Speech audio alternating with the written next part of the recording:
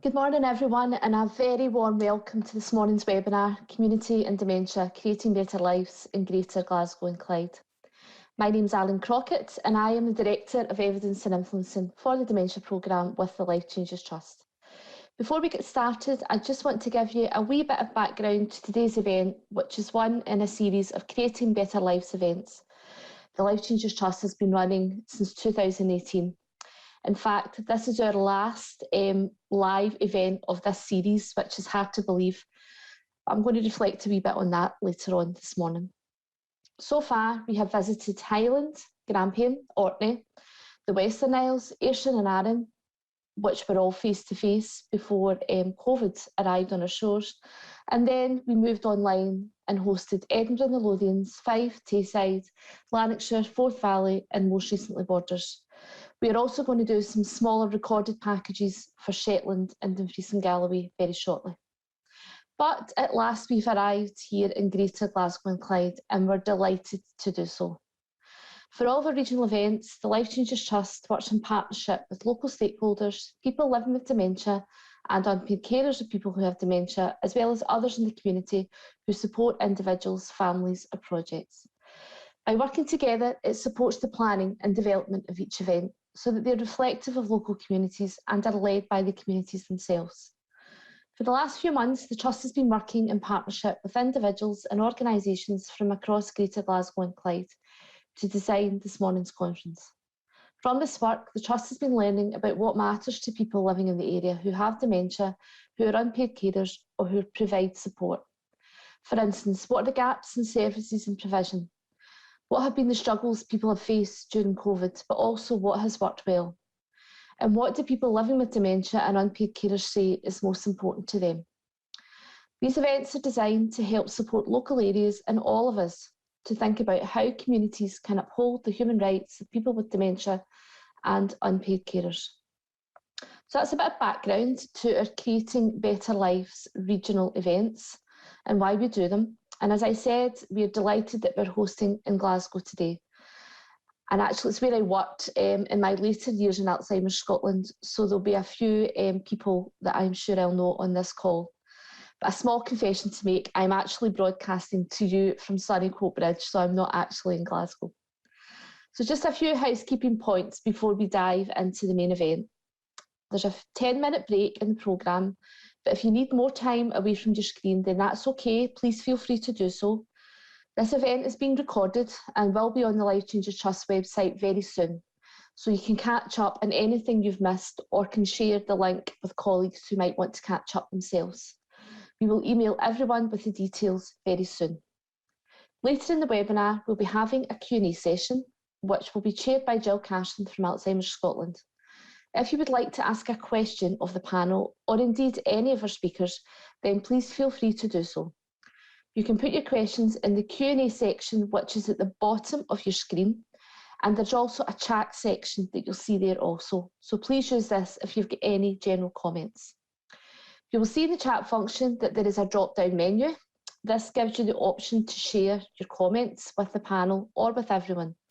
It's always nice for everybody to see your comments and your reflections of the event, so please remember to select with everyone, so all panellists and all attendees.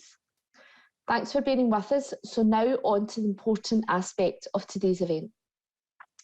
This morning, we will be seeing some films about local projects from across the Greater Glasgow and Clyde area, some highlighting the recent work with others talking about the adaptations they have had to make due to COVID.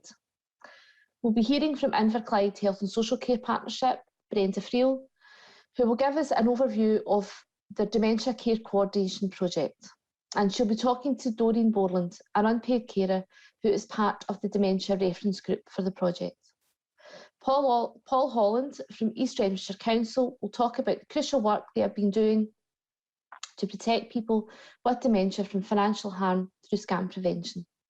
And we'll also hear from Louise Smith from the Frog Life Trust, based in Glasgow, about adapting their outdoor activities when the Glasgow weather is not behaving, and also their work with people living with dementia at home and in care settings. We will also be sharing what people in Greater Glasgow and Clyde say is important to them and what support they need in their communities, but more of that later. So lots to get through, a busy morning, and of course we have our Q&A session later this morning. We're going to start today with some music. One of the artists behind the song you're about to hear is James McKillop. James has a diagnosis of dementia and lives in Glasgow. Along with many other people who have dementia, James has worked alongside the Trust for many years, and his advice and guidance has been invaluable to us all. But James has many talents: writer, activist, public speaker, photographer, to name but a few. In fact, the beautiful picture of the yellow flowers in the bottom corner of our slide was taken by James.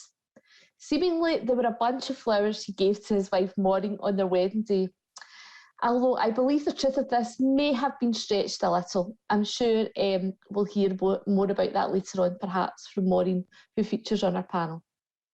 But today we are showcasing James's talent as a songwriter. He has been collaborating with Gus Harrower, a musician who works regularly with Capitol Theatres in Edinburgh, and together they have created this song entitled "I Will Always Be Here for You." It's performed by Gus with lyrics by James, and it reminisces about how James felt when his baby daughter was born and watching her grow up. I won't say any more about it. I'll just hand over to Gus and to James. Over to you, chaps. Good morning, Gus. Good morning, Lovely to meet you at James. long last. I know, we've been communicating via email. It's great to put a face to the name. Yes, it's very good of you to put music to my lyrics. It was an absolute pleasure. Thank you for letting me do it. So, I'm dying to hear the song. Okay. Would you mind playing it now? I'm going to play it, but before I do, I'd like to pick your brains a wee bit, if you don't mind. I was reading the lyrics and there's so many emotions and memories attached to it. I wonder if you could just tell me a wee bit more about where the song came from and the inspiration behind it. Well, going back, I was a teenager in the early 1950s, and at that time, many people got married as teenagers and had children.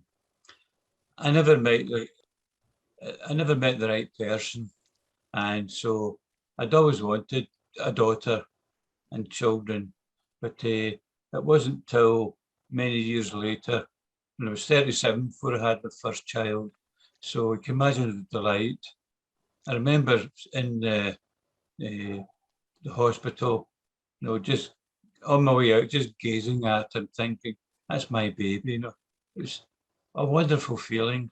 So that baby has now got a baby of her own. So, and I thought, my emotions, I thought, I'll write a song to convey my emotions. So that's how it came about.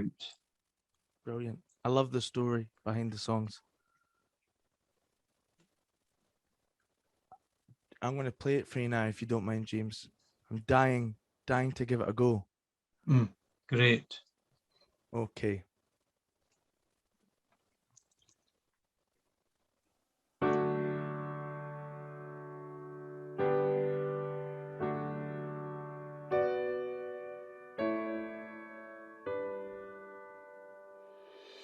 I nursed you gently, snuggled in my arm. Something deep within me succumbed to your sweet charm. Was then that I promised that you'll come to no harm. I will always watch over you, and I will always be here for you. I sat by your cradle until you fell asleep. I was there when the sunrise was just starting to peep. Your first steps and your first words brought a silent weep. I will always watch over you, and I will always be here for you. I feel a deep sense of mother's pride while I watch you develop your funny ways. You've got me wrapped up round your finger, knowing what you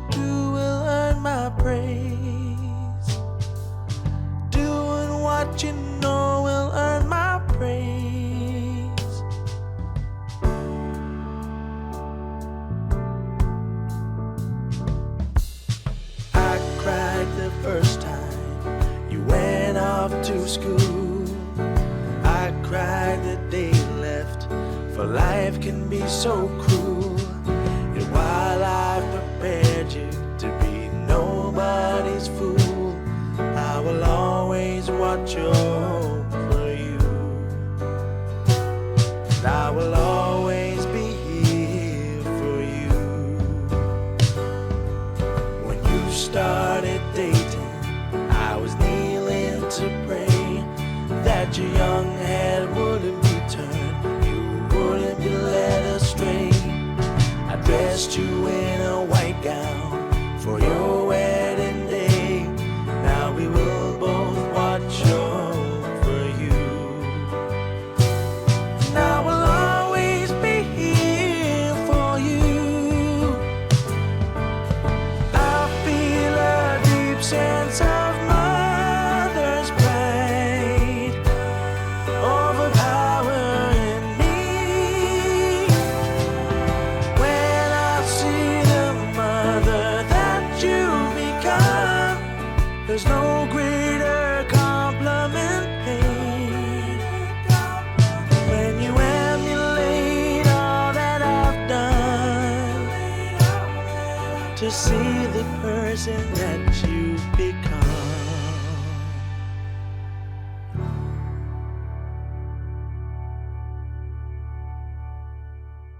Wow. What a lovely melody. Thank you. Lovely. Beautiful lyrics.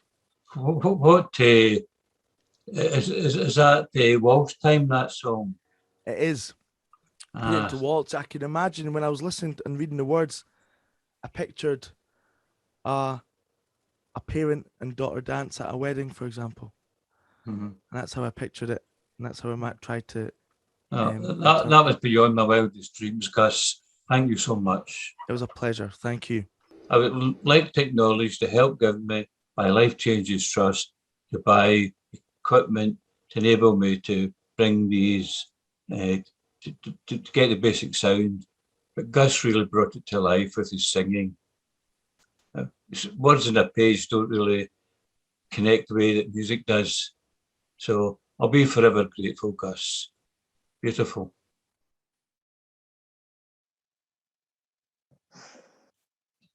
Okay, that's the third time I've watched that, and I have to say, Gus and James, you got me this time. So just might to give me a minute at some point. It's just a beautiful song, a beautiful collaboration. I think what it really demonstrates is that the power of words, the power of song, and that people with dementia do have great potential and can do great things. So many thanks to James in particular for giving us the opportunity to be able to support him with that work, and obviously to Gus for being an absolutely fantastic support to James and giving us the opportunity to showcase his work in this way. So huge thanks to them both. So I am a bit more composed. I have had a glass of water.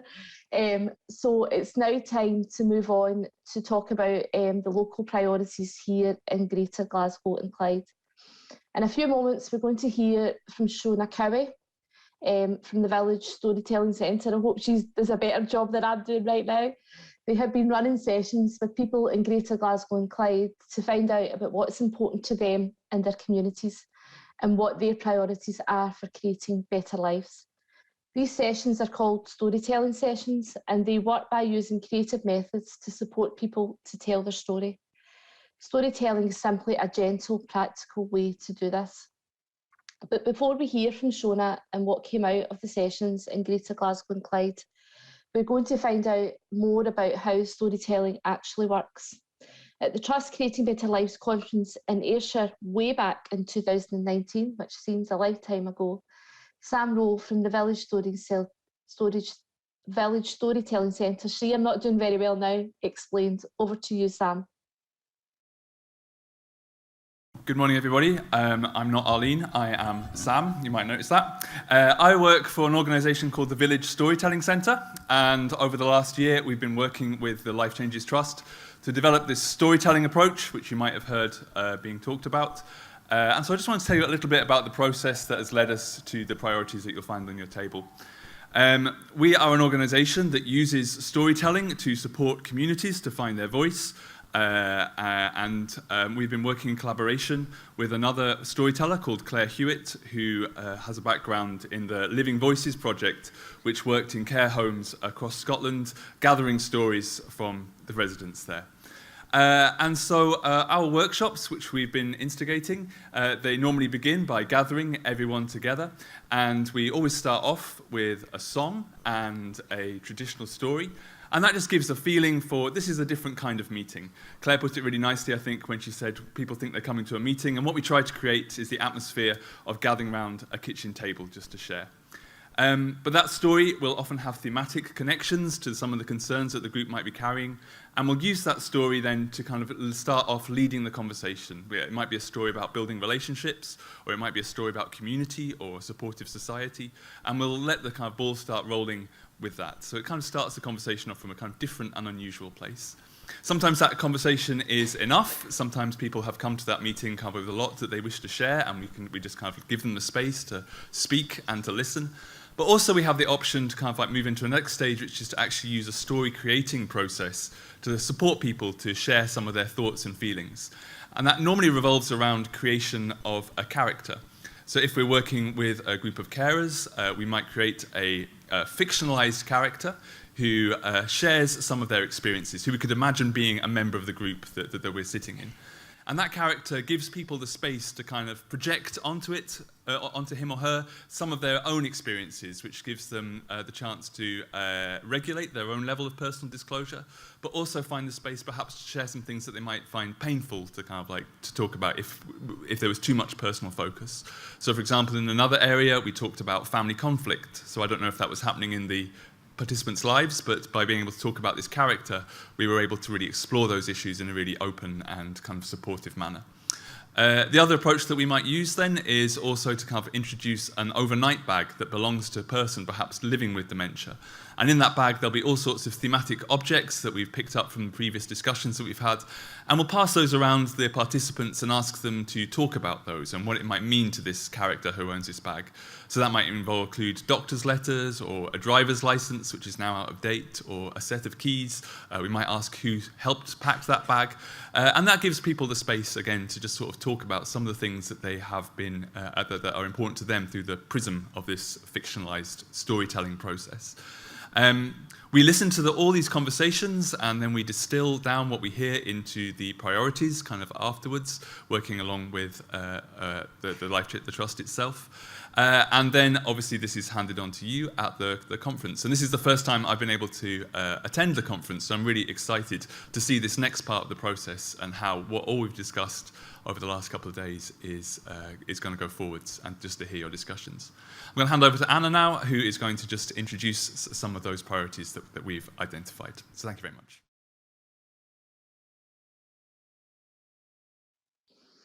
Thanks, Sam, for telling us all how storytelling works and how it enables people to tell their own story and have their voices heard. As we said earlier, these sessions have now been running here in Greater Glasgow and Clyde.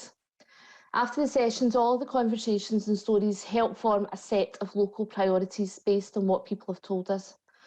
I just want to add at this point that the storytelling sessions that are about to be shared involved unpaid carers and those who support people with dementia or unpaid carers. We have also invited people with dementia to participate in the sessions in a way that would suit them, but understandably it became clear to us and to partners that this perhaps was not quite the right time for them to do so. So the priorities that you're about to hear only reflect what unpaid carers and those who support people with dementia and unpaid carers have said. Jill Cashin, who is chairing our Q&A session later this morning, will explain a bit more about this and say how people with dementia could get the opportunity to engage in the future with the storytelling approach. So I'm now going to hand over to Shona and not Anna, as referenced in Sam's video. So I'm going to hand over to Shona Cowie from the Village Storytelling Centre to tell us more. So welcome, Shona. Hello. Oh, start my video. Okay, there we go. Hello.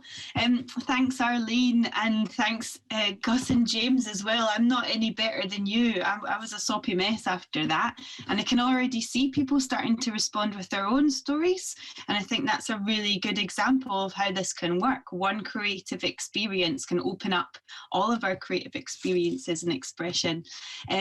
Yes, so I'm Shona, and I am Sam's colleague at the Village Storytelling Centre. And I do have to say, this is quite an emotional session today, because we've nearly done it. We set out almost a year ago to move this online. And at the start, I didn't think it would be possible to move my practice online, because for us, storytelling is something which has to be eye to eye and heart to heart, and in person.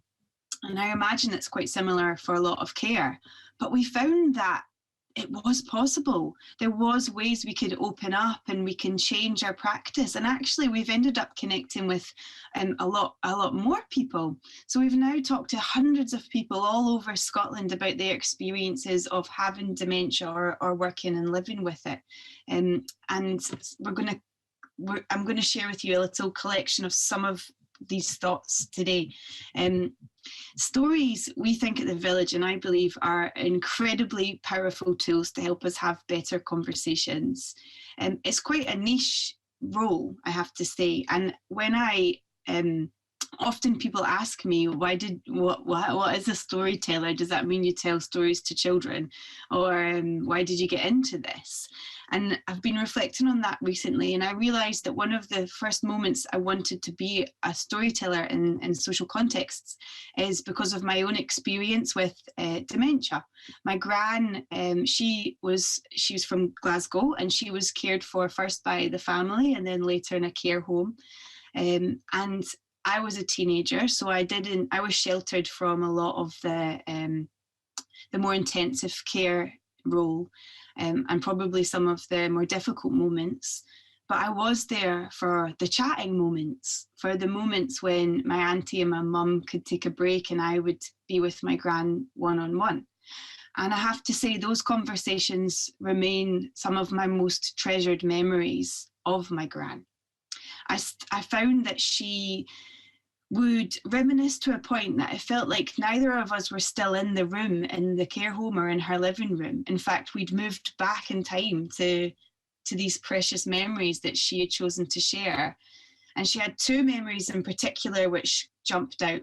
The first was when she was a child during her family holidays to the Isle of Bute, when she'd take her shoes off at the start of the summer and they wouldn't go back on until she had to get on the boat back to Glasgow.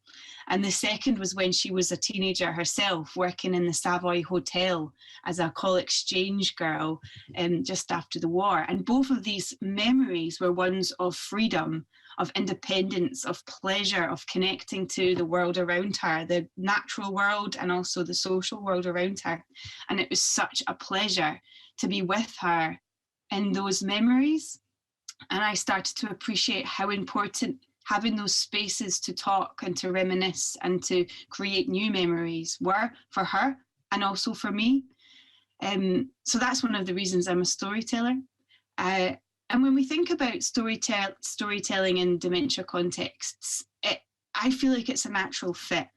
There's a great deal of pressure on people who have dementia in regards to recall of knowledge, of getting things correct. And with storytelling from the very start, that pressure is taken off the table. We're dealing with the imagined or the deeply personal, and so completely subjective, things that we construct or reinvent. We don't have to get it right. We're making it up. And also, when we think about it, all of our pasts are constructed now. The memories that we have, they don't exist anymore. And my memory of an event isn't the actual truth of it. It's my experience, which is very subjective, based on a set of circumstances that I'm piecing together. So the past is story. And when you think about it, the future, it doesn't exist yet. It's completely imagined. And we have to be able to have skills and imagination in order to perceive the future that we want, or a positive future, and then to build it. So one of my main drivers is to encourage adults to take their imaginations seriously and develop skills in them, because we can't build the futures we want unless we do that. So I've been asking people, and my colleagues that have been running these sessions, we've been asking people, what is care? What does care mean to you? And we've gathered little snippets of these answers from all over Scotland, and we've compiled them into a list. So I won't read the full list because it's really long now, because we've talked to so many people, but I'll read you some of the highlights, and then the people that were in our sessions, I wonder if they can recognise their voices in this list. Care is a big word. It's friends, close friends. Sometimes it comes from people you don't expect. It's nature, taking action, having fun, and being comfortable enough to be silly. Care is life-changing. Care is advice, big advice or little whispers in your ear. Care means the world, it's human touch, it's seeing beyond and encouragement. Care is connection. Care is being seen for who you are, not being tarred with someone else's brush. It's person-centered. Care is community, empathy, shared experience. Care can be momentary or consistent. Care is to support and enable. Care means different things to different people, but it's part of everyone's life at some point. To be caring is wanting to see the goodness of a person or a community. Care can be a lifelong commitment. It's taking note of what's going on. It's note-taking. Most of my job is writing notes. Care is awareness and reflection. Care is happening now. You can receive care from a person you assumed should be the one who needs caring for. My carer is my friend. If care is not there, it's heartbreaking. It's kind words and affection. It's listening, listening, listening.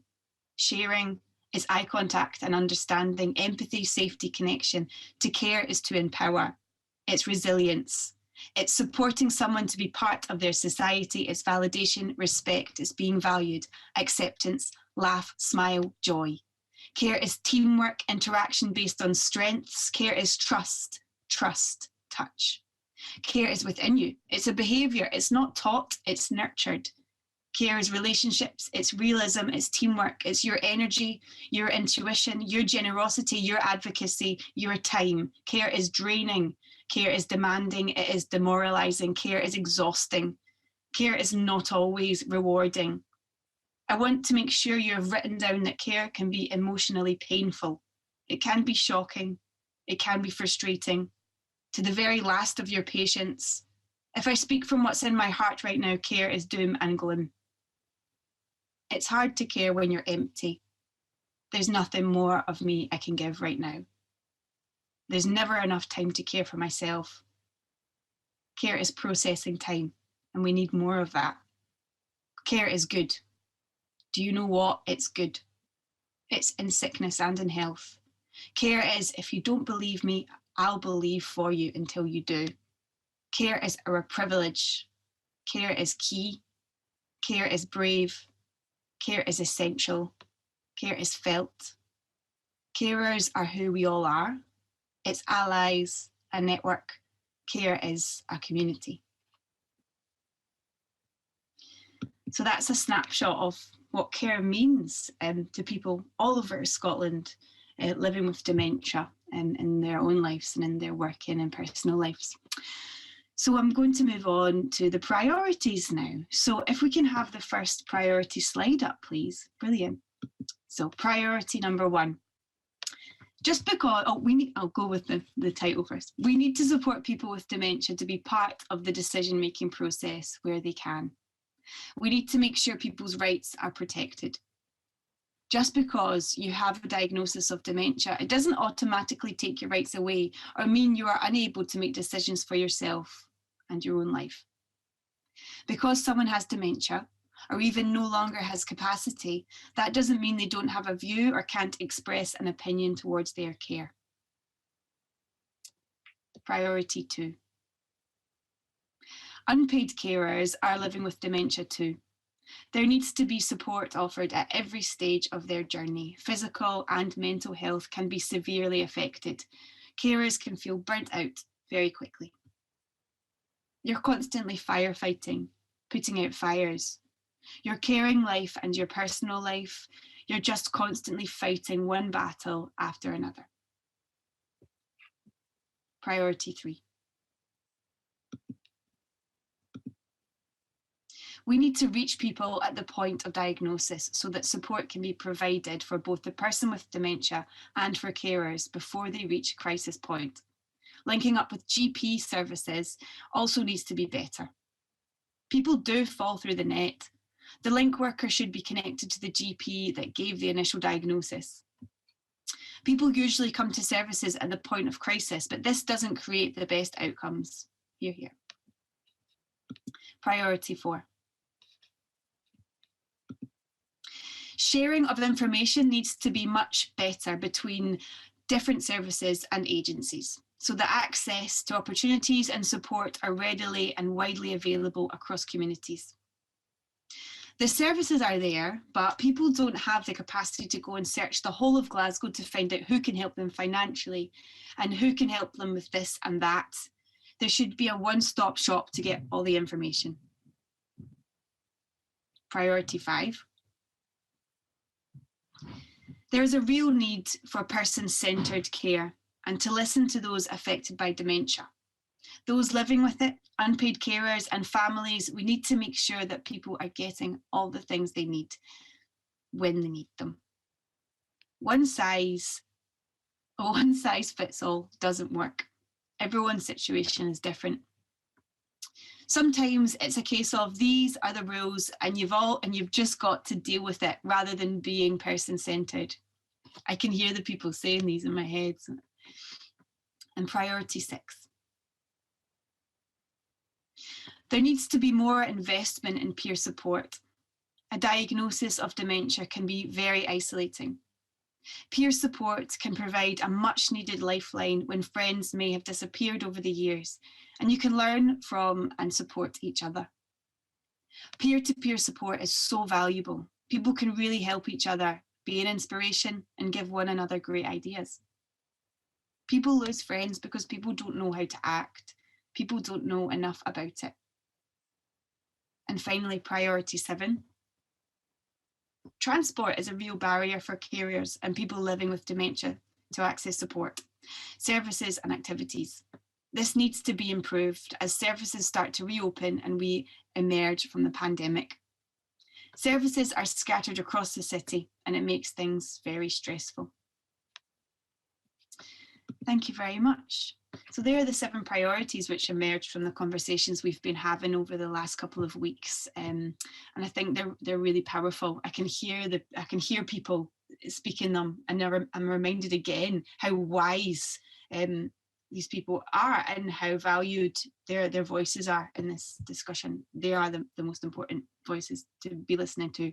So I'm going to pass back over to Arlene, and but before I do, I just want to say thank you to everyone at Life Changes Trust for creating this incredible platform and for allowing me to join them on this journey when I never thought it was possible in the first place. I feel really honoured to have been part of the discussion. So thanks, and back to Arlene.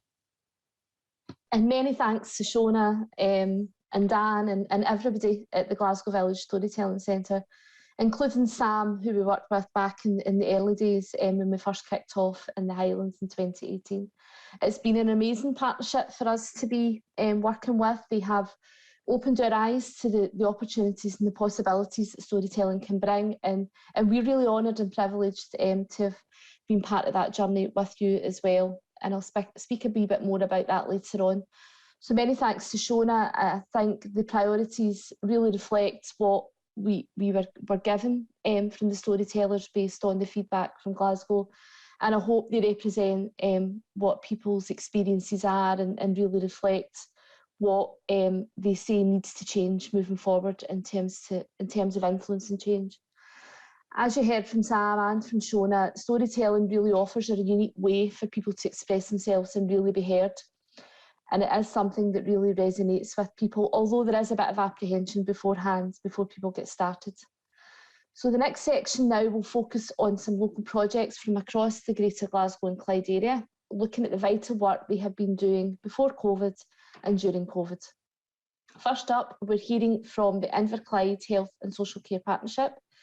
Brenda Friel is the Associate Improvement Advisor with Clyde Health and Social Care Partnership, and she'll be giving us an overview of their Dementia Care Coordination Project, which looks to improve the experience, safety and coordination of care for for people with dementia from diagnosis and throughout their dementia journey. She'll also be chatting to Doreen Borland, an unpaid carer who's part of the Dementia Reference Group for the project. So I'm just going to hand over to Brenda to tell us more. Welcome, Brenda.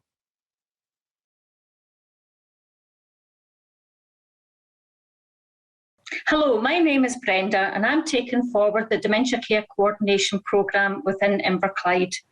I'm going to talk briefly about the programme, how the Dementia Reference Group has supported and informed the programme, and also some examples of work that we've done together. I will be joined by Doreen after my presentation just to talk about her experiences in being involved in the group. Okay, first of all, just to let you know what the programme, what we're doing in the programme. So what we're looking to do is to improve the experience, safety and coordination of care services and support for people with dementia from diagnosis and throughout their dementia journey. We want to support people to stay well at home or in a homely setting for as long as possible. And part of this is to share our learning across Greater Glasgow and Clyde, Scotland and wider. So right from the outset, we wanted to make sure we had people who living with dementia and their carers involved in the programme. So in partnership with Inverclyde Alzheimer's Scotland, Your Voice, the Carer Centre and the Dementia Reference Group, we have a written agreement of how this two-way communication will work. The Dementia Reference Group members didn't want to sit in the steering group. They were invited, but it was too big a forum. So somebody from Your Voice sits in the steering group and I come to the Dementia Reference Group each month to share pieces of work, get their feedback, and I feed that back to the steering group. So in terms of things that they've been involved in, the Dementia Reference Group has told us how services and support for people with dementia could be improved. And that included the programme launch event that was in the Tontine Hotel in Greenock. Doreen's going to talk about her experiences of that later on. And also we did some focus groups. These focus groups were away at the start and it involved health and social care staff and wider services that support people with dementia, but also included the Dementia Reference Group. And we wanted to find out what care coordination and what services and support should look like for Inverclyde. So this has informed the programme right from the outset. But also the Dementia Reference Group shared their experiences during the pandemic. And here is some of the feedback we got, and I'm sure some people will be able to recognise this. But what was important is that this information was shared with the Scottish Government and some national partners, and this then helped inform the current dementia strategy that's in place just now. We also, everybody newly diagnosed with dementia is entitled to 1 year's post-diagnostic support from a trained link worker. So we asked the Dementia Reference Group to help us identify one question that will let us know how helpful the post-diagnostic support service was for people with dementia and their carers. And they were involved from the outset and were really helpful in informing that question. So, and that's finalised now. And finally, we have our dementia self-management leaflet, very much co-produced by the Dementia Reference Group.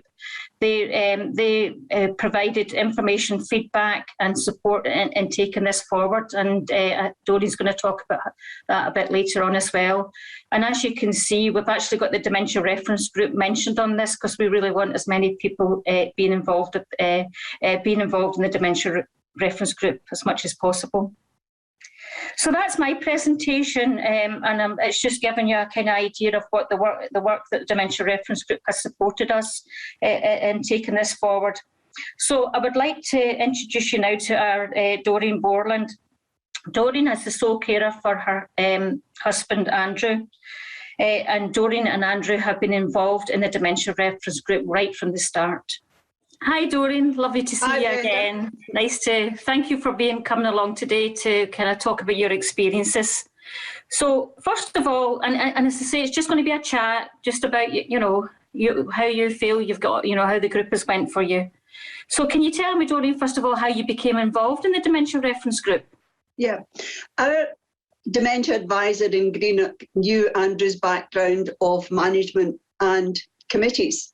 So he encouraged him to join the Scottish dementia working group in Glasgow. I would take him up to the meetings until it became too much for him. But during this time, the Greenock office decided they wanted to restart the dementia working group there and asked us to be involved. And although Andrew is now in a care home, I'm still very much involved in the now named Dementia Reference Group.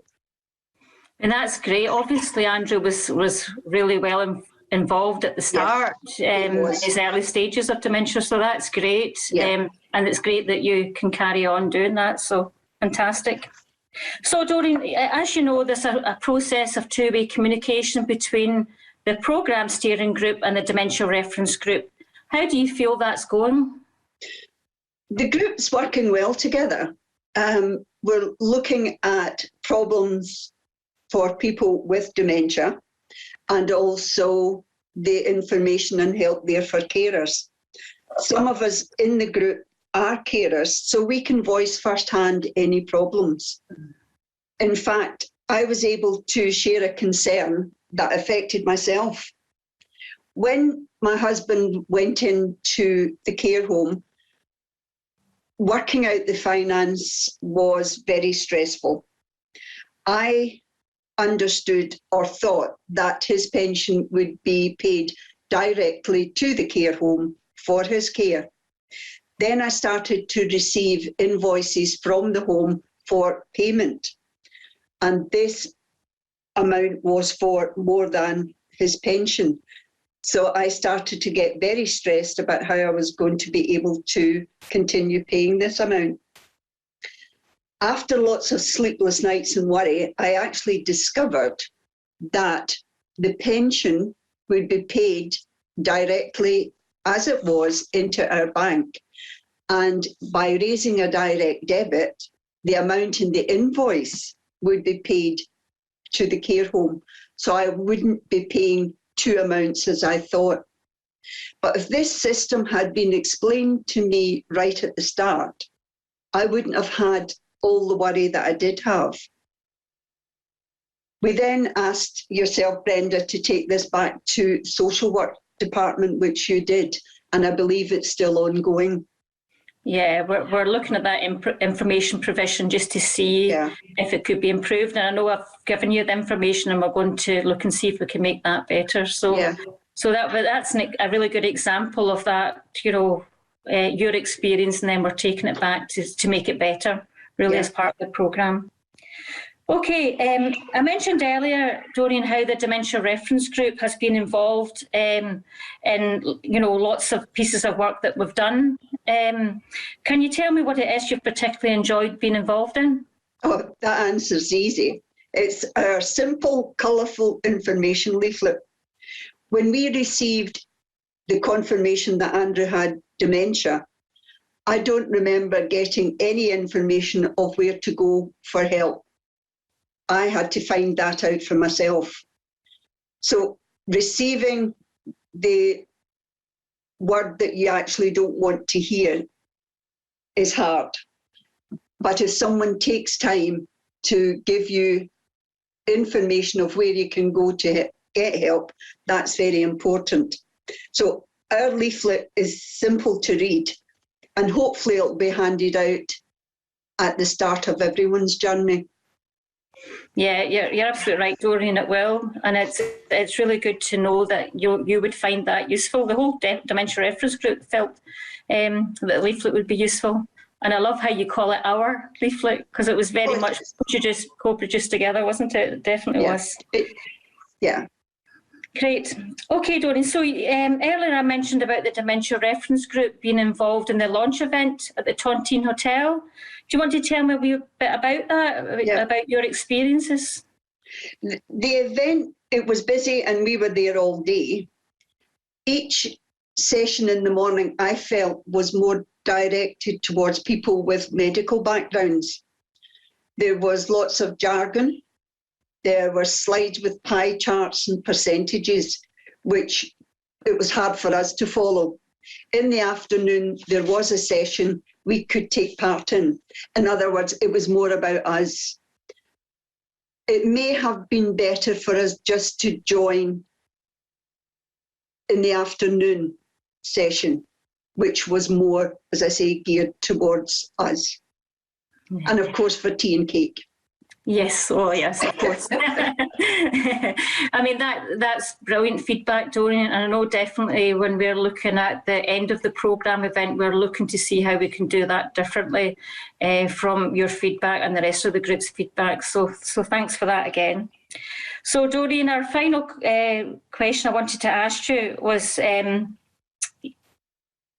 is there any, in terms of your experiences, is there any last comment you would like to say before we finish up today? My last comment is how well we're all working together to bring change and help to our community. So thank you. Yeah, and thank you, Doreen. It's very much appreciate you sharing your experiences today, because it has really helped us in terms of taking the programme forward. And I also would like to take a minute just to thank the rest of the Dementia Reference Group, Alzheimer's Scotland and Inverclyde, and your voice for arranging our connection between the programme and the Dementia Reference Group. So thanks very much. Many thanks to Brenda and to Doreen. You've done a great job there. A really solid example of how important it is to really listen to people living with dementia and unpaid carers about how they want to have support and services delivered. So moving on from Inverclyde to East Renfrewshire, we have a very short film now to show you that demonstrates the impact of financial scams on people, especially those living with dementia, and how important it is to prevent these from happening. A few years ago, the Trust funded a 3-year pilot project to run in 3 local authority areas, East Renfrewshire, Angus and South Ayrshire. Working together, they developed a preventative approach to protect people with dementia from financial scams, so that they could better maintain their confidence and ability to continue living independently at home. In East Renfrewshire, the project was led by Paul Holland, who is the Principal Prevention Officer with East Renfrewshire's Trading Standards team. The project team are still working hard with learning influential in the recent launch of the Scottish Government's Scam Prevention Awareness and Enforcement Strategy. The Confidence at Home safeguarding packages were also designed as part of the project, are now being adopted as best practice by many local authorities across the UK. And the Self-Help Financial Harm Prevention Toolkit, produced by East Renfrewshire Trading Standards, is being tailored for national use. The Scam Prevention team in East Renfrewshire recently assisted a local resident to secure a bank refund of £1 million following an investment-related scam. It is important for you to know to contact your local Trading Standards section via Advice Direct Scotland about the scam prevention supports available in your local area. So over to the film. The film looks at the scams prevention activities in East Renfrewshire, and we meet some of the people who benefit from the project.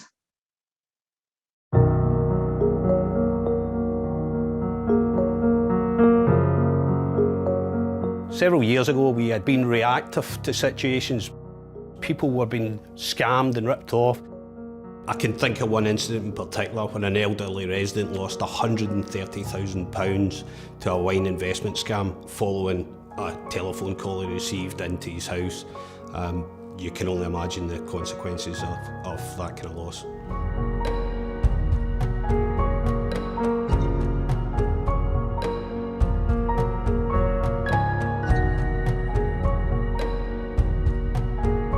My husband was diagnosed in 2018 as having Alzheimer's. Coping with my husband's condition creates a great deal of anxiety and stress. You just never know what could happen if somebody is a professional scammer and actually tries to cheat us in any way.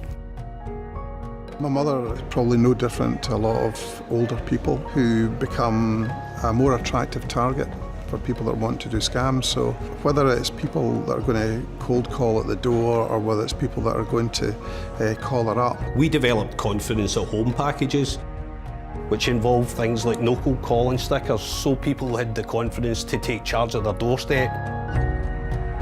Unfortunately, it was a young man came and was wanting to sell. I am a retired teacher, so I gave him the cold eye as well and said, "Can you not read?"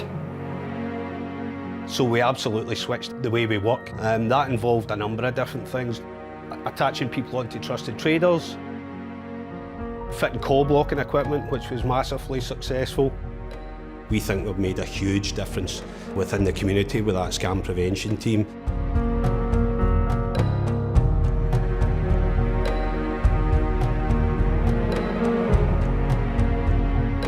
I now have confidence here in that I know that when the phone actually rings, it will either be a member of the family or friends or somebody who is officially allowed to phone us. I can go out now and know that we don't have any unwanted calls. Since it's been installed, we haven't had one.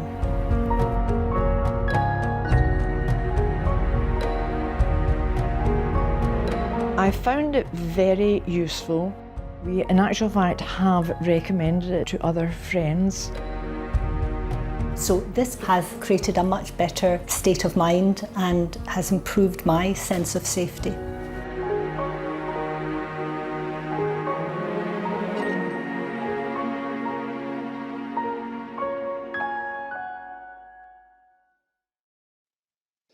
Many thanks to Paul Holland, who I know's on the webinar today, and everyone who shared their experiences in that film. It's such important work and is clearly making a really big difference and impact on people's lives. So one more film now. This time we head over to Glasgow and to the Frog Life Trust. Frog Life is a national wildlife charity who focus on the conservation of amphibians and reptiles and saving the habitats they depend on. Frog Life was awarded Dementia Friendly Communities funding by the Trust to work with people living with dementia in Glasgow to encourage use and improvement of local green spaces, learning about wildlife, reducing social isolation, improving confidence and empowering people living with dementia to live well through outdoor activity. Activities can be anything from pond dipping, wildlife surveys, arts and crafts, wildlife gardening, creating a pond or bog garden, or simply taking a short nature walk in a local green space. Activities and sessions are chosen by the people they work with, their preferences, abilities and the weather, especially important here in Scotland. Louise Smith is the Development Officer with the Frog Life Trust, and she's going to tell us a bit more about the Glasgow Green Pathways for Life project. Over to you, Louise. Hi, my name is Louise Smith. I work for the Frog Life Trust, which is a national amphibian and reptile conservation charity. And in Glasgow, I deliver the Glasgow Green Pathways for Life project, which works with people living with dementia as well as their unpaid carers or support organisations to get everybody outside and accessing their local green space, learning a bit about wildlife, especially amphibians and reptiles, and improving those green spaces for wildlife along the way as well. A few of the different barriers that we found during the delivery of the project was a bit different to what was actually reported and what we'd researched prior to starting the project for people living with dementia. Mostly the travel aspect of the project, we didn't come across that barrier at all during our delivery, but that's not to say it won't come up in the future, so we're always planning for that. One of the main barriers we found was the weather. So in Glasgow and Scotland especially, it does tend to kind of rain whenever you don't want it to rain, especially when you're planning outdoor sessions in local green spaces. And one of the ways that we kind of mitigated this barrier is to have a lot of different backup plans in place for our sessions and the different activities that we might deliver with different groups. So the week before the session, we would discuss with the group what kind of activity we thought might be suitable for next week, what green space we could go to, and then also bring up an option for an indoor activity in the case that the weather was too poor to go outside, or if the group didn't feel able to go out that day, then they knew that they had an alternate indoor activity that they could request to have instead. And we've already planned for that option, which really helped to mitigate the barrier of the weather for the project.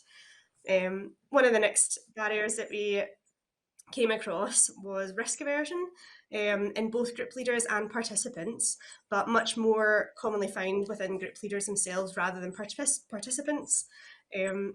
So we had a few different ways to kind of mitigate that. One of the ways was to build up to our larger or longer activities by starting off by delivering smaller indoor or gentler outdoor activities, so people could start to slowly build up their own confidence in us as an organisation and the activities that we're delivering, but also in themselves as well, so they knew that they could actually do these different activities and take part in the session fully, and build that up a bit over time before we started going on longer nature walks or doing a bit more practical activities as well. So as I've already mentioned, for the risk aversion, one of the ways that we mitigated that was to explain the next week's activity to the group and the leaders the week before.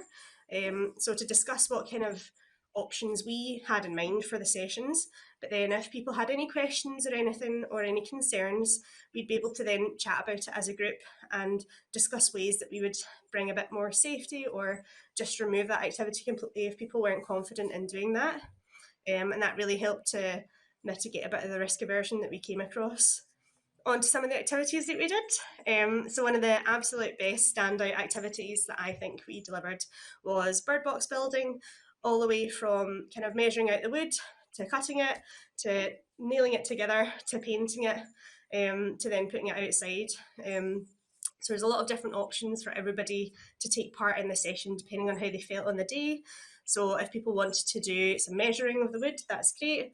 We had a little cutout sheet with all the directions and all the measurements on it, so people could do the measuring of the wood, which is a really important part of the task as well. Brought in a saw and a safety cutting table, and safety gloves and things, so people could take part in the sawing if they felt able to. Or if people didn't really want to do that but still wanted to take part in any way, they could do a little bit of the sanding of the wood as well, so that nobody got any splinters or scalps from it, which was really useful as well. So we delivered this in groups of people living at home and also with care home groups as well, which was a really new activity to almost everybody that we worked with. But it was really, really, really popular. And it's something that I personally really enjoyed seeing everybody enjoy as well. So it's such a practical task, and it's not something that everybody gets the chance to do in their life generally. But if people are older or if they're living with dementia, there's often the preconceived conception that they're maybe not as able to do these kinds of practical tasks. One of the residents that we worked with in one of the care homes, she cut the bird box wood from her wheelchair for her first turn, with quite a bit of support and things. And then she asked to take a break, and a few other people took their turn. But then when she came back around, she said, "Can I actually stand?" Because she wasn't able to get a good purchase on the wood if she was sitting down, and she felt like she would be able to do a better job if she was standing and be able to cut the wood a lot better, which is really a very nice kind of gently positive outcome of the session as well. So that was really nice to see. I particularly felt that this activity was really useful in creating a meaningful activity session, in terms of like physical exercise and things. So we'd walk to the activity room or whatever area that we had the cutting table to do. People would move between sitting and standing quite a lot, which I know is quite an important part of some people's physical therapy and things. And they would walk around the table to take the turn and use different muscles that they maybe hadn't used in years or never really used at all. And a lot of people said kind of things like, "Oh, I'll earn my sleep tonight," and things like that, which was really nice. And I think people really responded to the practicalness and the meaningfulness of this activity, and that they were creating a bird box to put outdoors. In the care homes, it was in their garden. And then for other groups, it was kind of in a local green space that they could then have the option to go and look at as well. So it was a really kind of practical, useful activity in making homes for birds. That was really nice. One of the other activities we did was creating a mini pond in one of the care homes we worked in.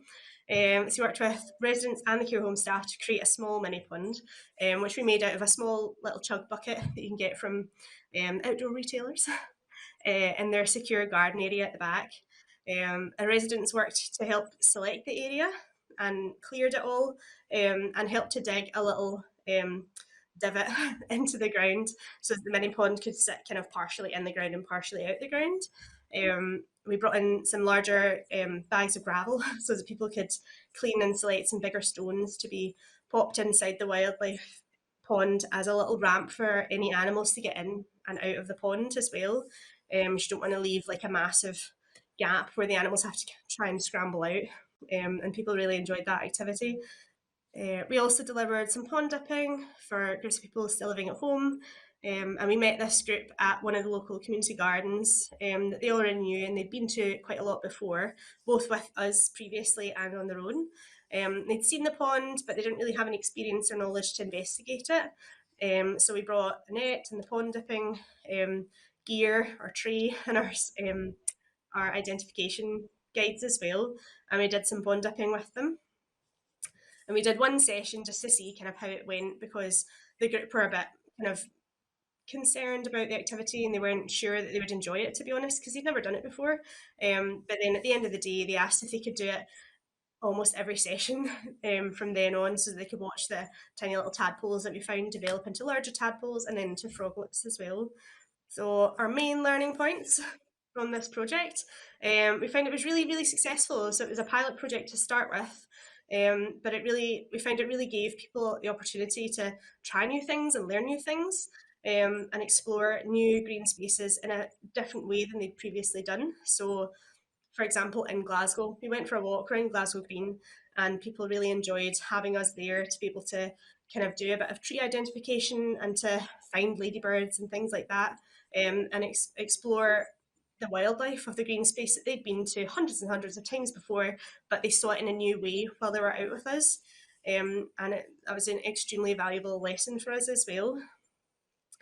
We saw how useful this kind of project and these kinds of activities are for people living with dementia, as well as their carers and their support organisations.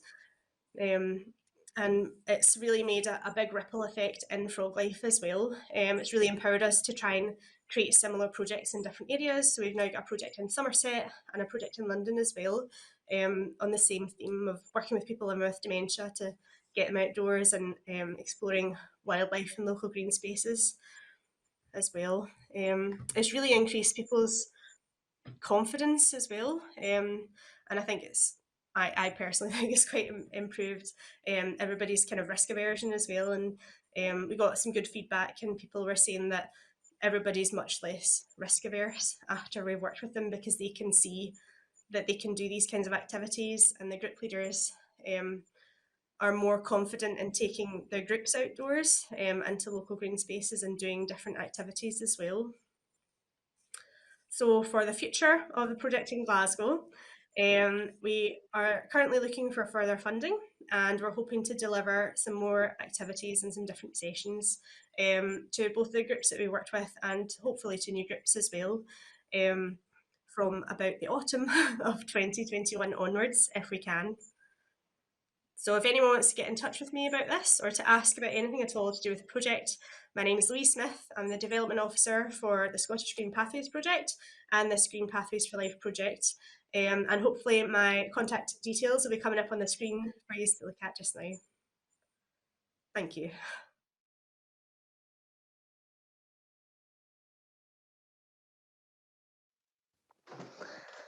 Many thanks, Louise. Just amazing work, and it's just so encouraging to hear, you know, how empowered people feel in the work and the ability to be outdoors and do something meaningful.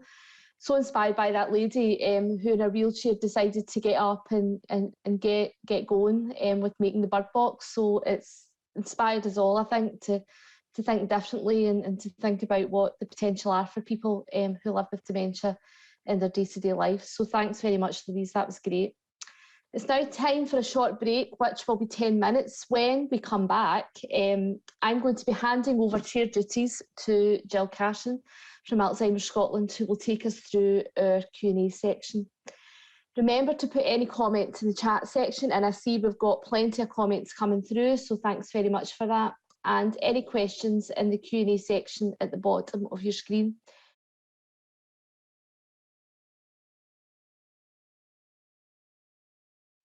Hello everyone and welcome back. I hope you've had a good break. My name is Jill Carson. I am a consultant in public policy working with Alzheimer's Scotland. I work particularly on post-diagnostic support, but I also support the work in Inverclyde on care coordination that you heard about earlier from Brenda and Doreen. My background is having had over 30 years in the NHS, much of that in NHS Greater Glasgow and Clyde.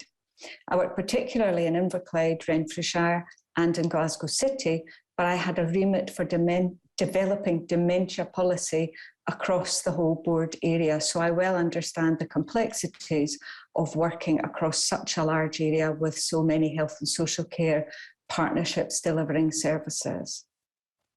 Additionally, I chaired the small steering group which oversaw the development of Glasgow City's dementia strategy, which was published in 2016 and has achieved international recognition for supporting Glasgow City to be a great place to live for people with dementia.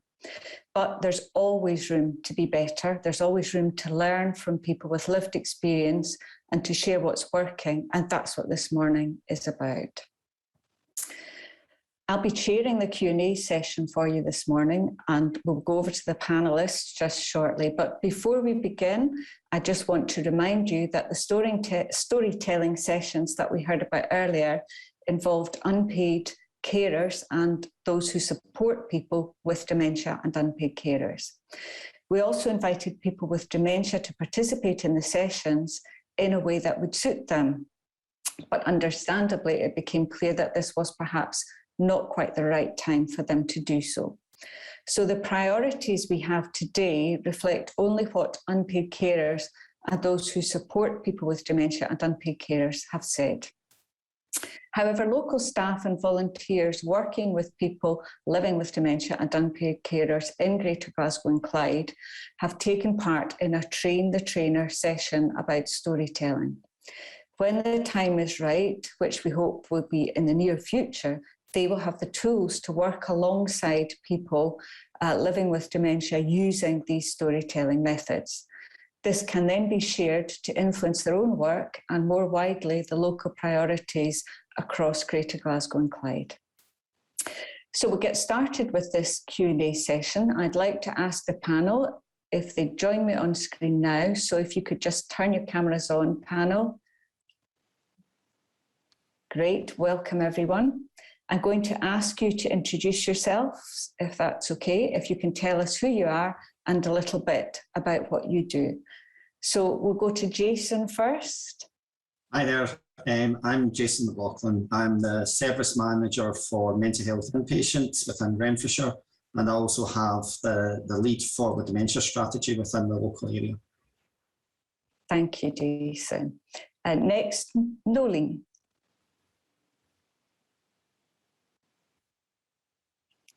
Hi there, my name is Nolene Hart. I'm the manager at the Self-Directed Support Forum in East Renfrewshire. I've been working in health and social care for over 20 years. In the last 6 years, I've been in self-directed support. So yeah, and I think self-directed support has really brought a big culture shift, and I'm one of the many people that champion that every day. Thank you, Nolene. Mark? Morning everyone, my name is Mark Moherron. For the last 11 years I've been manager at East Renfrewshire Carer Centre. I would also share today that I'm also son to Anna, who in 2013 received a diagnosis of vascular dementia and is currently a resident in a care home not far from my house. Thank you for sharing that, Mark. Maureen. Hi, I'm Maureen McKillop. I'm a carer for my husband James, who you heard his song earlier. And can I just say about the flowers on the screen? No, he did not give me them of my wedding day. He's not the most romantic when it comes to flowers. He did give me one once, and it was an artificial rose the day our first daughter was born, and he told me I could keep that for the next time. That's his romance. So yeah, James has been diagnosed with dementia. It's coming on 22 years since he was diagnosed. I've been a carer that length of time and have seen all sorts of things come and go and change in that time. Indeed, and thank you for sharing that with us, Maureen. And of course, it was such a wonderful start to the conference today to have that song so beautifully rendered by Gus, and to see the interaction between Gus and James. It was fantastic. And finally, Fred.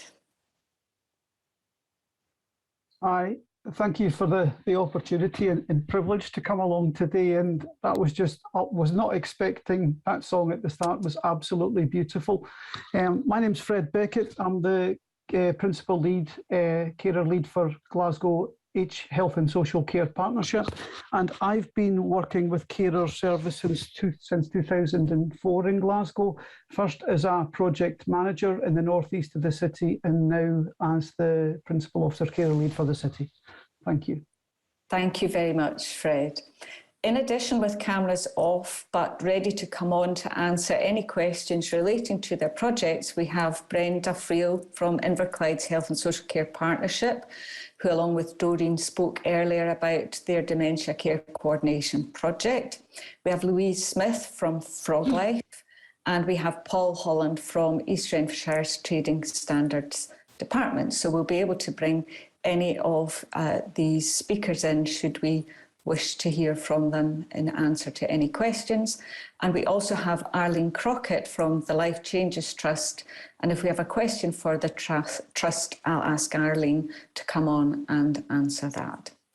So on to the questions. We've got one or two that have appeared in the chat, and we've got some questions that we received earlier. So we'll try and get through as much as we can. The first question is around the first priority that was identified. That priority emphasises the importance of people with dementia having their rights protected and a say in the decisions about their lives. What opportunities do people have to be involved in decision making, and does more need to be done? So I wonder if we could go to Nolene first. What do you feel about that, Nolene? Hi there, thanks Jill. Yeah, I think first of all that actually supports the principles of what self-direct support is, and absolutely should be threaded throughout what people's care experiences are. The principles and values of self-direct support state that people should have informed choice, they should be involved as part of their care, and they should be leading on the decision making and everything that's to do with how they want to live their lives.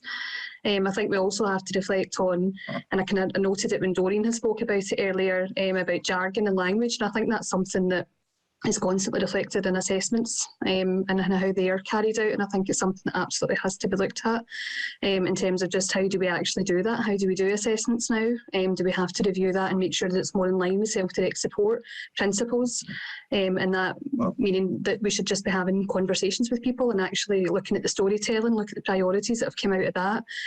That is probably more of a model we should be looking at in terms of assessments.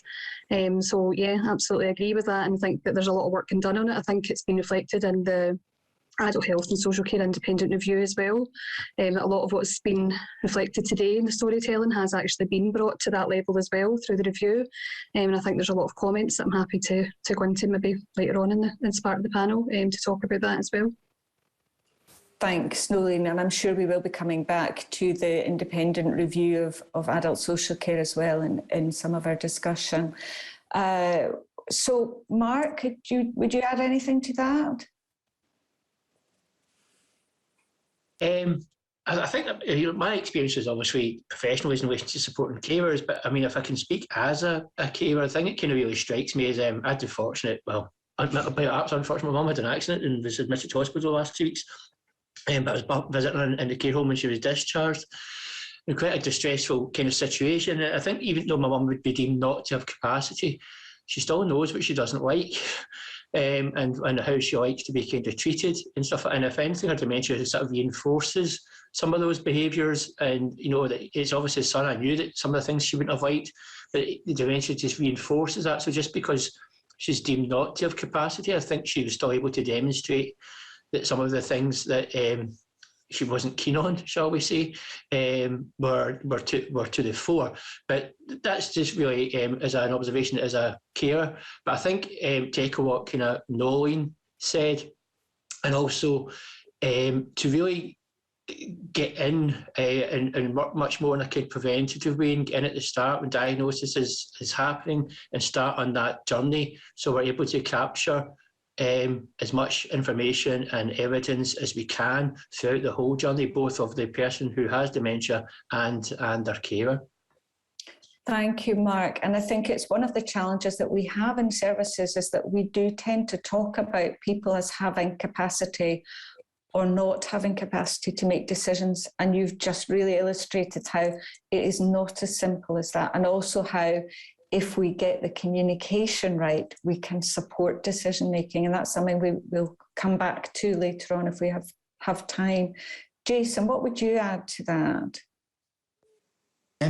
I suppose within statutory services, there are a number of ways that we should be collecting people's thoughts of what their future care needs will be and what the future decisions around where they would want to spend, where they would want to live in the future. How we use that, I think, at times is an issue. I think we often gather a lot of information, and then that information is not really fed into the decision making at later stages. I think that's the area that we need to improve on. I think things such as advanced statements, advanced care planning, post-diagnostic support allows us to gather so much information. And it's how we then feed that into how services use that information, I think is the one area that we probably fall down in. And it's, as has been mentioned, that idea of people having the right to make these decisions is often lost at those crisis points, because as statutory services have a tendency to do, they move forward, making decisions for people rather than taking in what that person has said.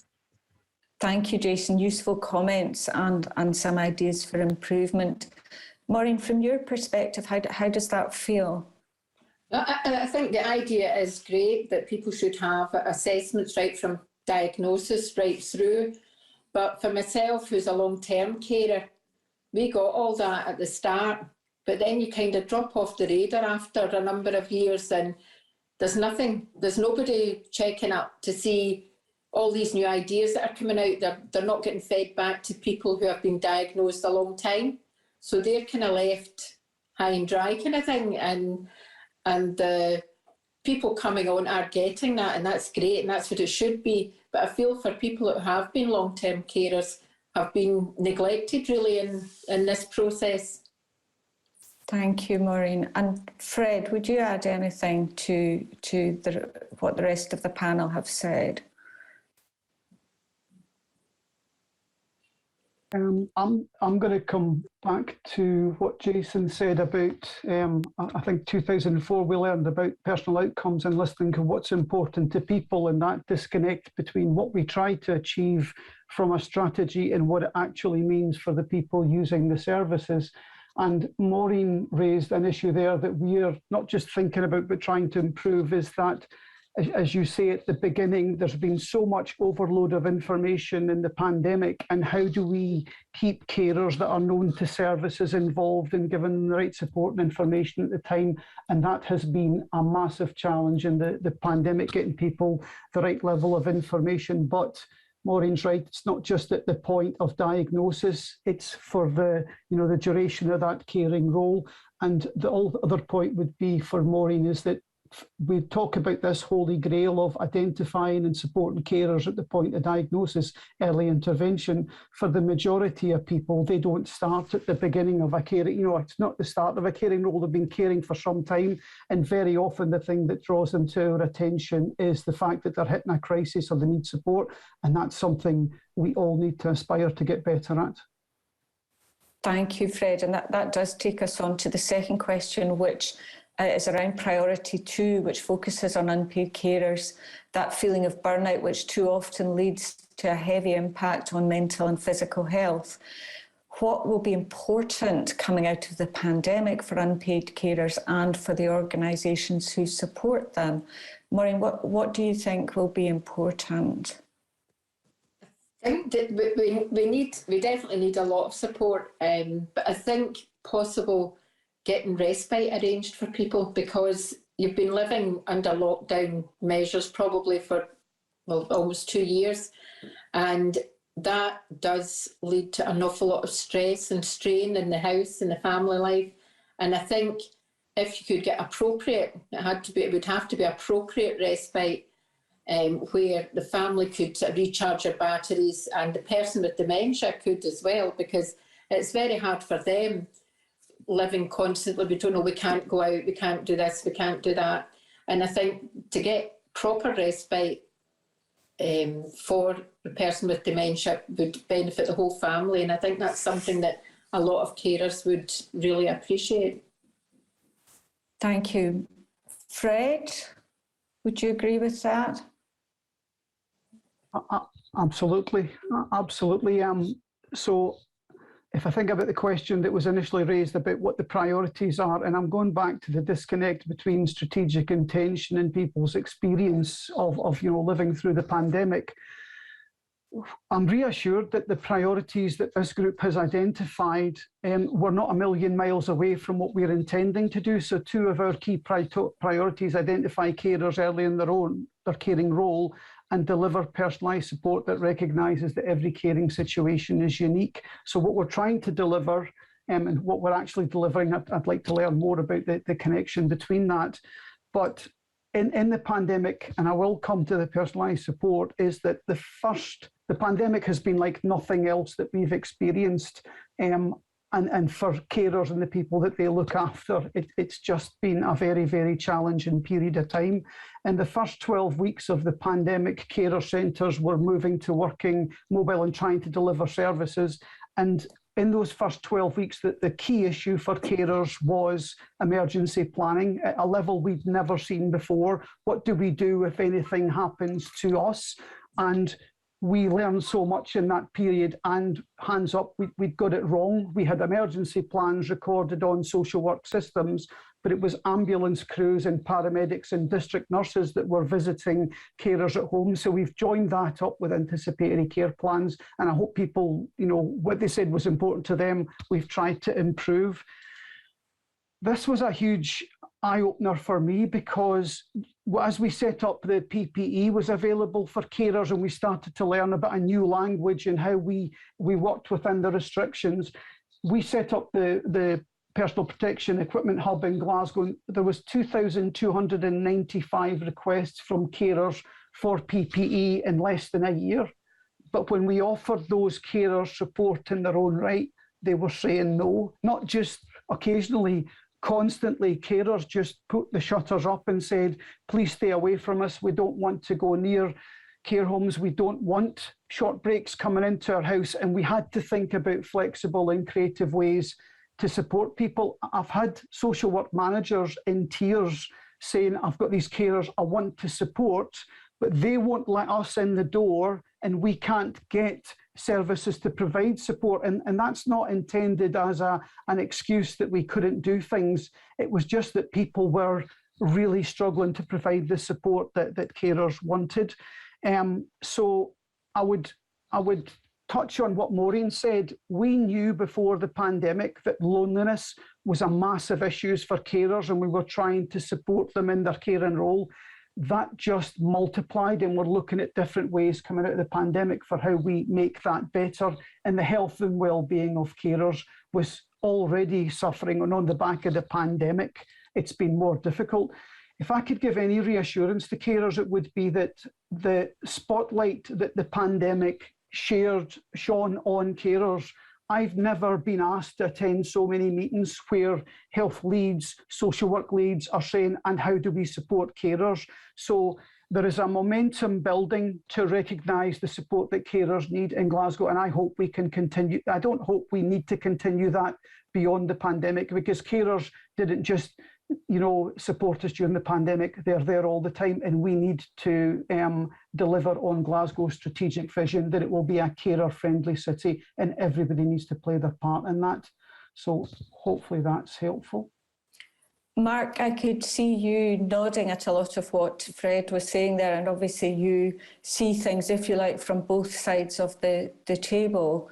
Do you agree with Fred's comments there? Yeah, I mean, a lot of similar situations in East Renfrewshire to Glasgow. I'm sure that's not a surprise to anyone, but obviously, going back to Maureen's point, respite and short breaks are going to be huge. And just as you know, some of Fred's points about care, we need to get care back into people who've backed away from it and not had through their own choice as much as the availability of care services.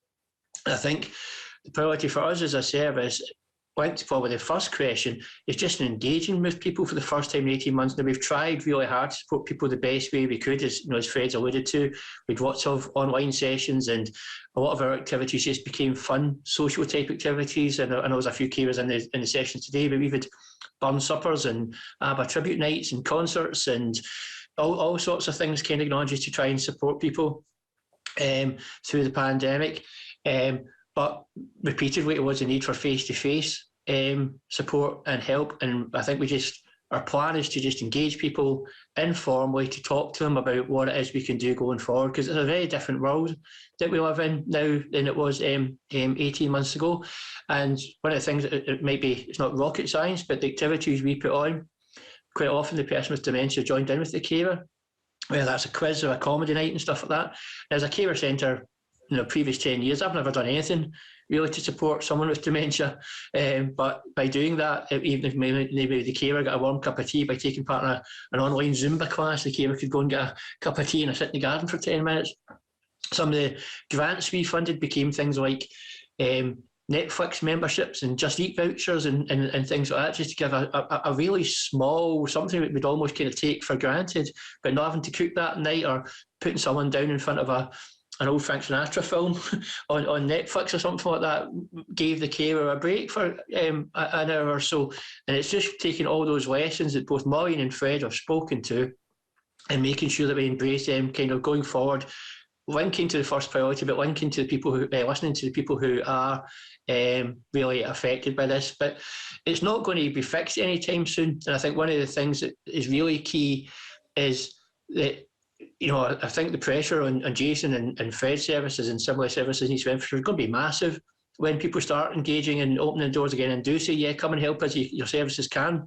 Yeah, come and help us again. So there's probably more now than ever a need for the third sector and statutory services to work together in a way that those people who really need statutory support are able to get it, and those who can benefit from third sector and universal services can also get support from that too.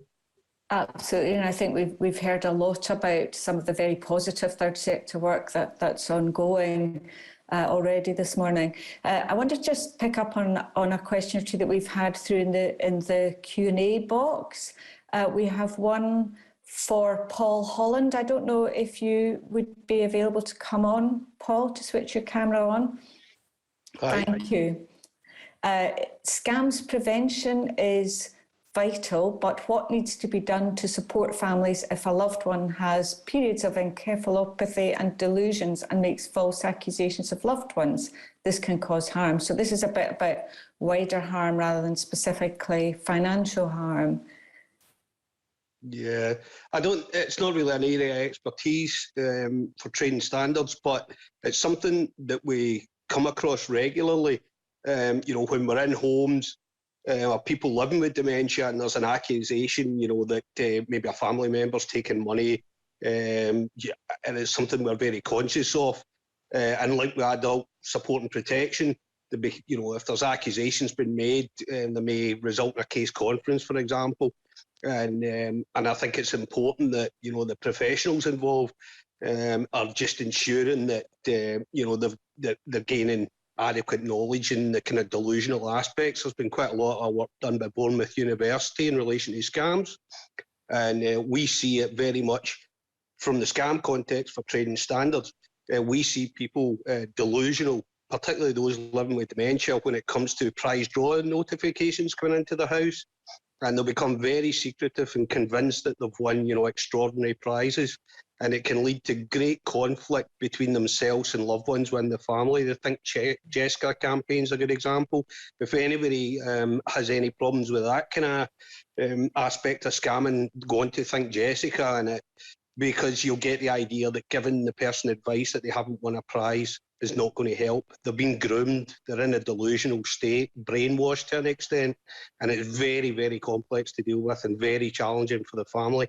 And we would then look at things like rediverting the mail through another source. Practical steps like that help, rather than trying to tell them that they haven't won a prize, the individual. So not really my area of expertise, but it definitely crosses over into the scam field, if that's any help. Thank you. Thanks very much for that, Paul. Another question that we've had coming through the Q&A is around the self-management leaflet that Brenda described. Brenda, would you like to come on? If you could switch your camera on, thank you. How can people access the leaflet? Obviously, I can talk a bit around about this too, having been heavily involved in that Inverclyde project. And part of what we've been trying to do in Inverclyde, obviously the work we do there is very specific to Inverclyde, but it is about sharing the way that we've been doing things. And that leaflet, of course, is specific to Inverclyde, but I wonder if there's a way in which you could share it or share the principles that you used to develop it. Could you comment on that, Brenda? Yeah, I mean, we're absolutely happy to share what we've got, always have done, in anything we've done before, because why reinvent the wheel? If people find it helpful, I'm happy to share it. It was developed by the local community voluntary service, but it belongs to Inverclyde, belongs to us, so I'm more than happy if anybody would like to adapt it, but it obviously details Inverclyde services, and I know that might vary from one place to another. But what's more important is that we've just got it printed, just got the email yesterday, and I'm going to go and collect them. But we want to get feedback from people that we give the leaflet to and how helpful that is, and that's quite important as part of the process. Is there anything that we need to amend or change or add to it or whatever? So that's what we'll be doing going forward. And in the first instance, it'll be given to people at the post-diagnostic support stage when they've just been newly diagnosed, because as Doreen said, if she had something like that way back at the start, that would have been really helpful for her. So that's the plan, and we're going to put them in GP practices as well, because that might even provide that information even earlier before the diagnosis is made. Thank you very much, Brenda. We just have about time for one very last question, and that's about how the priorities and learning from today's event might influence local dementia policy and planning work. For example, how that might help support a refresh of the local strategies, given that we've been through this pandemic. Jason, what would you say about that? I think that when COVID-19, when the pandemic struck, we had to pull out of all what were seen as non-essential services. And although that meant concentrating on the actual dementia provision, and when it comes to our nurses, when it came to this, it's given us a chance to pause and reflect on what we've done so far. And certainly in the area that I work in, we've had conversations about what have we really achieved over the last few years, and what is it that we still need to do. Jill, you have an understanding of how difficult it is when you are a service manager, but also have the lead for the dementia strategy in your area and trying to juggle those. So one of the things that we've looked at in our area is to create a role for a dementia strategy lead, so that we'll have a full-time person who can concentrate on this work and actually take forward all the aspects of the strategy and that aspect of improving dementia care. Because one of the areas that we do miss out on is that service user and carer input to that. Getting people to come along to dementia strategy groups is very difficult because these are set around services. service times when services will be available, and not really, it doesn't really fall into where carers and service users may be able to provide information at different points. Having a separate lead will give them the time to do that and give them more time to actually work with our third sector partners in developing a much more whole systems approach to dementia. I think that's also going to be really useful when we see the recommendations that come out of the work that Brenda and her team are doing.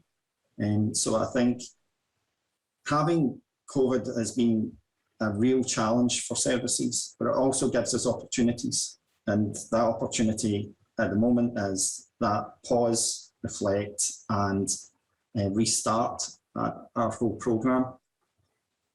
Thank you very much for that, Jason. And unfortunately, that's all we have time for. I think we could have kept talking for a very long time. Thank you to all the panel for joining us and for answering the questions. We really appreciate you taking the time to join us this morning. It's so important as we seek to drive forward improvement.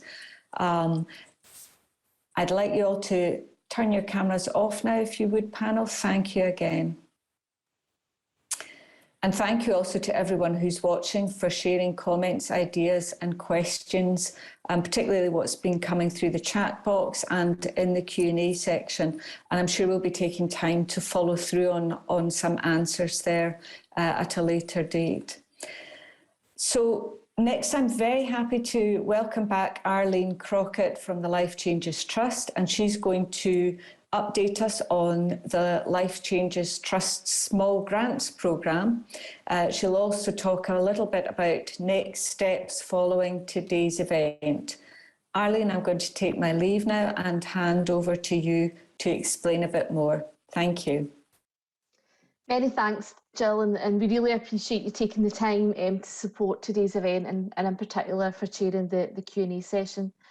It was a really interesting discussion, and like all of our Q&A sessions for previous events, we never have enough time to cover everything. So what we will do in the post-event email where we can is we'll share information that has come up in the chat or has been shared by panellists and give people the opportunities where appropriate to kind of follow up on some of that work.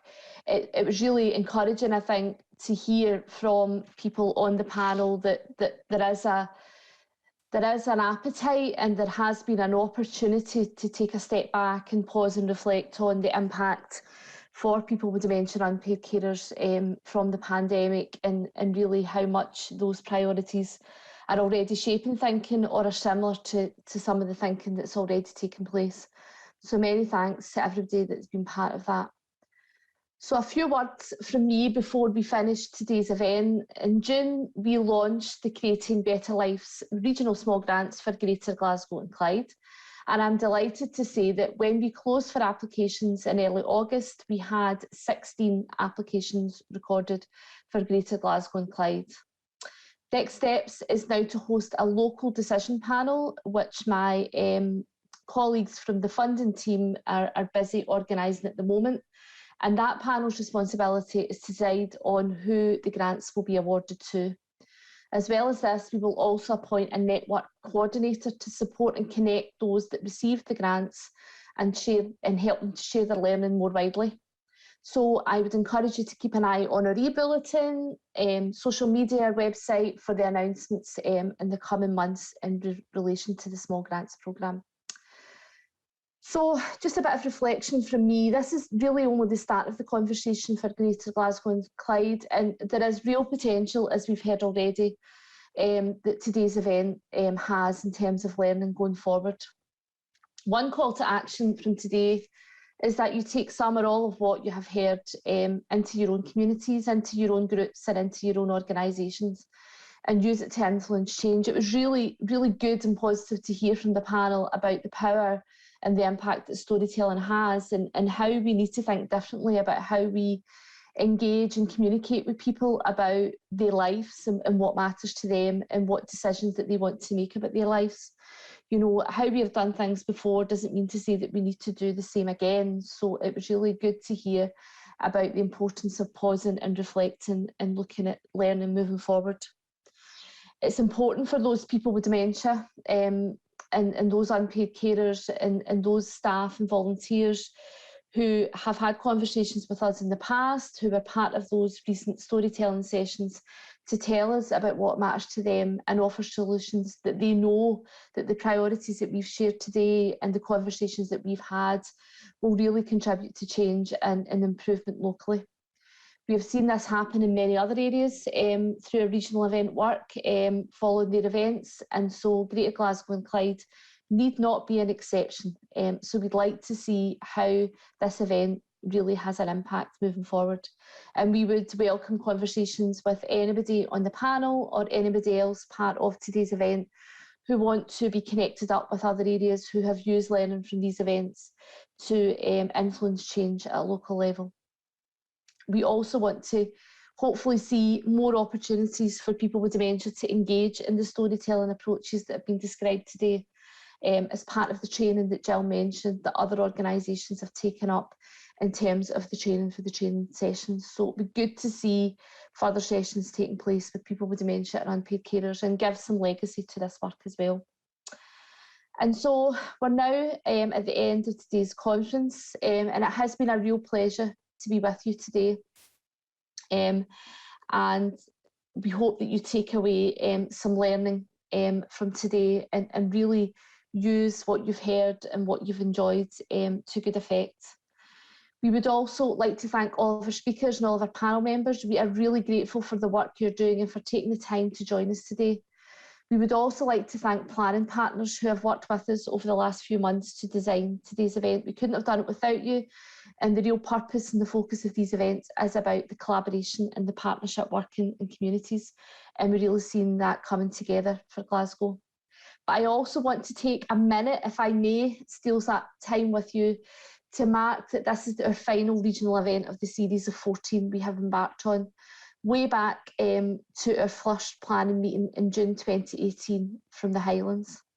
It's been almost 2.5 years since the Trust began this programme of work, and it's been a real privilege to have been able to listen and learn from communities about what is important. We have met some fascinating people and who have continued to travel alongside us and grow into leaders themselves, influencing change in their own communities as well as being key to changes at a national level regarding dementia policy and practice.